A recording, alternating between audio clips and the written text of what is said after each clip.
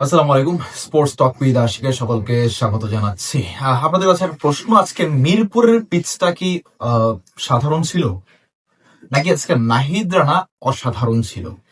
ওকে, আমি আপনাদের এই দুটা প্রশ্নের উত্তর আমি দিব, নিজেই দিব। কারো প্রশ্নের কারো উত্তরের কোনো দরকার নেই, কারো কমেন্ট বক্সে উত্তরের দরকার নেই।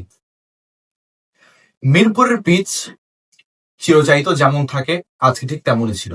মিরপুরের পিচ যেমন স্পিনিং কন্ডিশন থাকে, আজকেও ঠিক স্পিনিং উইকেট ছিল।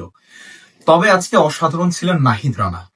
নাহিদ রানা তার ষষ্ঠ ম্যাচে 5 উইকেট নিয়েছেন। প্রথমবারের মতো তিনি 5 রান নিয়েছেন এগেইনস্ট পাকিস্তান। মিরপুরের পিচে কোন একটা পেসার 140 প্লাস গতিতে বল করছে এবং সেই বোলারটা 5 উইকেট পেয়েছে, এবং সেই বোলারের প্রতিপক্ষ হচ্ছে পাকিস্তান। অর্থাৎ সেই আনপ্রেডিক্টেবল পাকিস্তান, যে আনপ্রেডিক্টেবল পাকিস্তান যেই কোনো দলকে হারানোর সামর্থ্য রাখে। 2015 সালে যখন বাংলাদেশ ভিজিটে আসে পাকিস্তান, তখন কিন্তু আসলে বাংলাদেশ থেকে 3-0 হোয়াইট ওয়াশ হয়ে ওয়ান ডে সিরিজ হেরে পাকিস্তান কিন্তু বিদায় নেয়, বাংলাদেশ ছাড়ে। ঠিক 11 বছর পর পাকিস্তান যখন আবারও 3 ম্যাচের ওয়ান ডে সিরিজ খেলতে বাংলাদেশে আসলো, তখন পাকিস্তান সিরিজ শুরু করলো হার দিয়ে।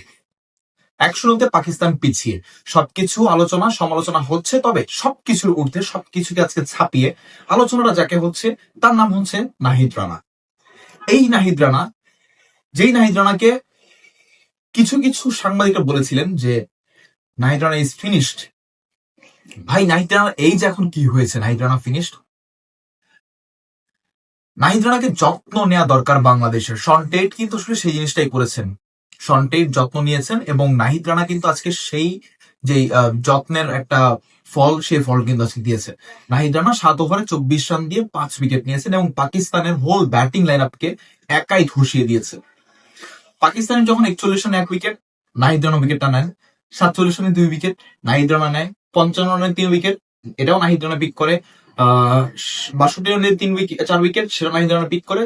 70 রানে 5 উইকেট, সেটা নাহিদ রানা পিক করে। অর্থাৎ প্রথম 5 উইকেট টপ অর্ডার এবং মিডল অর্ডার পুরো ধসিয়ে দিয়েছে নাহিদ রানা। নাহিদ রানা ওয়াজ আউটস্ট্যান্ডিং টুডে। পাকিস্তানকে হারাবার পেছনে একমাত্র নাহিদ রানা দায়ী।